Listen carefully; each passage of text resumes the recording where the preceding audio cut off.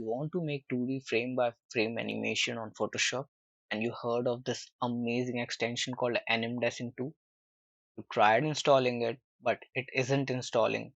There's some problem with the extension. Let me show you the solution. So I was struggling with the same thing myself, and I found out the problem is not with the extension, it is with the extension manager.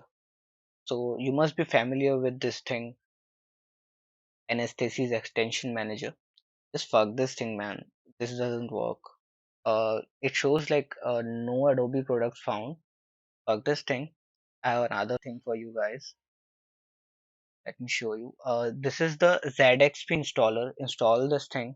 I'll put it in the description, and it should look like this after installing. Open it. It should look like this, and just go to Photoshop, and you can see two extensions are installed in my Photoshop. One is Pexels, and another one is AnimDessin2. To install this thing, just go to File, Open, and locate where the extension is located, and click on it and click Open. I have installed myself, so I won't be showing you guys. Also, make sure your Photoshop is not turned on. Yeah, boy. Open the Photoshop,